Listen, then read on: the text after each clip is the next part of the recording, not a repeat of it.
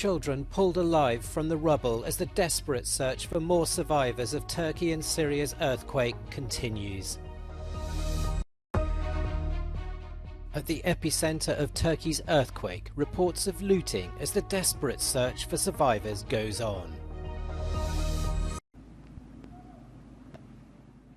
While the devastating death toll continues to rise, rescuers are still finding survivors in the rubble in Turkey and Syria. In Afrin, in Syria's Aleppo province, the painstaking search for a missing child finds her shocked but alive amid the debris. Allahu Akbar, mashallah. In Hatay in Turkey, there was similar joy for rescuers when they managed to pull another young girl from the ruins of her home.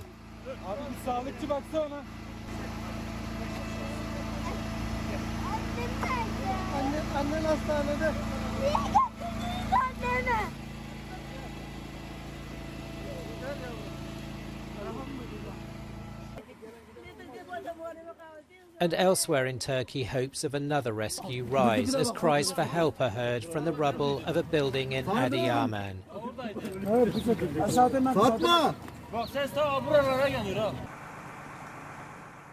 But too often the outcome is tragic. In Samada in Syria, rescuers found the bodies of two young brothers in each other's arms.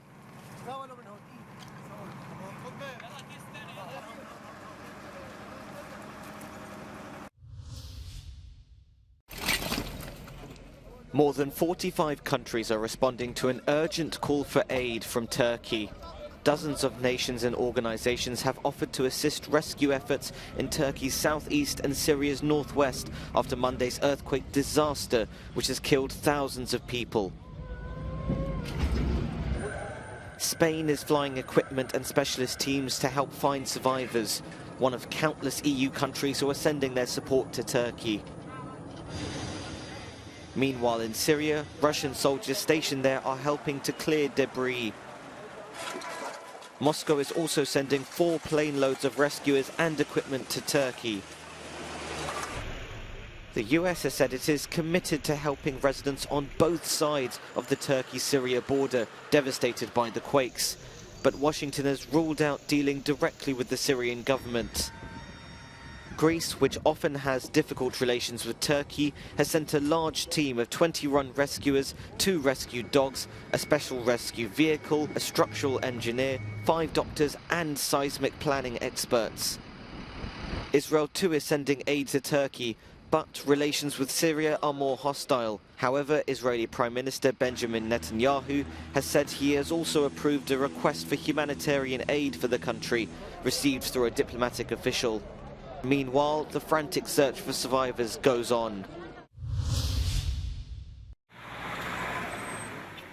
As desperate survivors wait for aid following the Turkey-Syria earthquake, there's grief, but also desperation. In the Turkish city of Kahramanmara, people were seen raiding a local supermarket for supplies. Other stores guarded against looters. Deprem oldu. Depremden dolayı buradayız. Eşyalarımız yağmalanmasın diye geceyi burada geçirdik. Yıkılmadı ama hiç kimse eve gitmiyor. Çünkü ev tehlikelidir. Ekstra daha artıcı depremler oluyor. Across Turkey, many thousands of now homeless people have endured many hours in the cold. Such is the extent of the devastation that authorities are struggling to get help to those who need it. The relief effort is gathering momentum, but it will take time to reach all the survivors.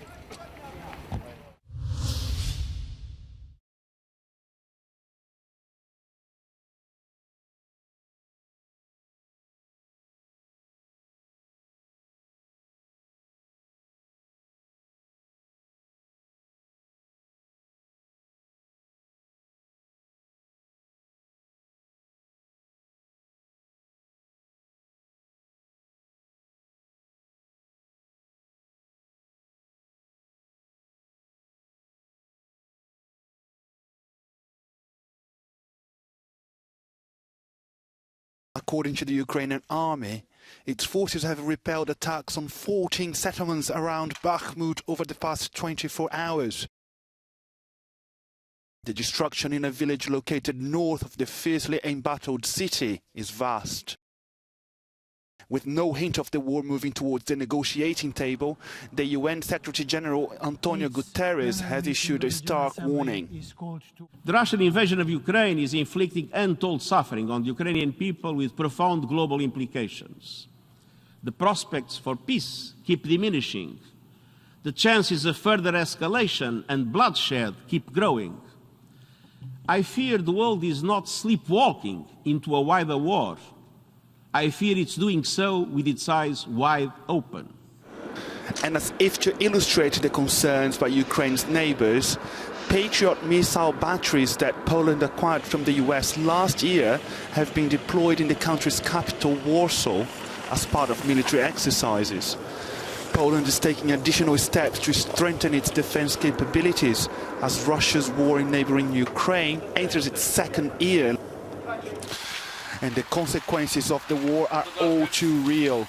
The funeral of a soldier who died fighting on the front lines in eastern Ukraine was held in Kiev on Monday. He was killed in a fierce artillery battle in Bakhmut against Russian troops last month.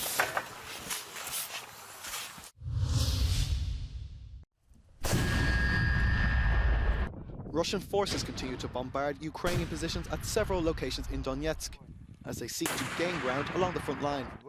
Ukraine says its units are repelling the attacks, but are preparing for further escalation. As our correspondent in Kyiv, Sasha Vakalina reports. Ukraine is bracing for a possible Russian offensive right for the first anniversary of the full-scale invasion. The country's president, Volodymyr Zelensky, said there are already many reports that the occupiers want to do something symbolic in February to try to avenge their last year's defeats. Now, these warnings, they do seem somehow similar to January 2022, when Western allies were warning Ukraine that the invasion was imminent, but this is not 2022, and the feeling here in Kyiv is very different, both among the population and among the authorities. Ukraine's defense ministry admits that not all Western weaponry will have arrived by that time, but the authorities are convinced that Ukraine has enough reserves to hold off Russian forces. Sasha Vakulina from Kyiv for Euronews.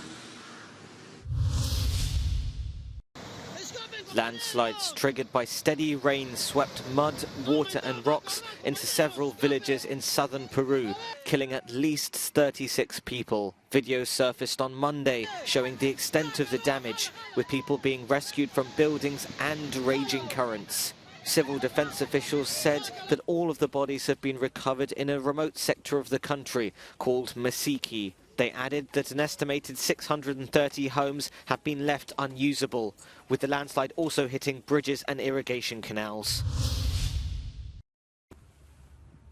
Activists from the environmental group Greenpeace boarded a vessel contracted to Shell on Tuesday as it sailed in the Atlantic Ocean, demanding that the Anglo-Dutch oil giant stop drilling and start paying. 4 activists from Argentina, Turkey, the UK and US boarded the White Marlin vessel just north of the Canary Islands, according to the group. The ship is taking an oil and gas platform to the Penguins field, close to the British Shetland Islands in the North Sea. Hidden treasures are on display at Denmark's National Museum. Golden trinkets and jewels were unearthed by hobbyists using metal detectors. Curators say it's all thanks to a Danish law that requires detectorists to report and hand over their discoveries to museums in exchange for a finder's fee. It's unique for Denmark that we do have this sort of, it's a system based on trust, and it was because when the metal detector sort of came in the 80s, there were some very far-sighted museum people who said, we need to work with these people, we need to make sure that they are absorbed into the local museums, and so that we educate them and they become more interested in history and not in treasure hunting as such, that it's the knowledge that drives this interest. Hjalta Morgard caught the metal detecting bug from a young age, and one of his discoveries is on display a golden medieval ring featuring the face of Jesus Christ. I've always loved history. It started with the Second World War, the First World War, Titanic actually, and then suddenly I really became interested to the prehistory. Yeah, the metal detector was just the perfect choice to dive down in that interest. The exhibition is called The Hunt for Danish History and will run until February next year.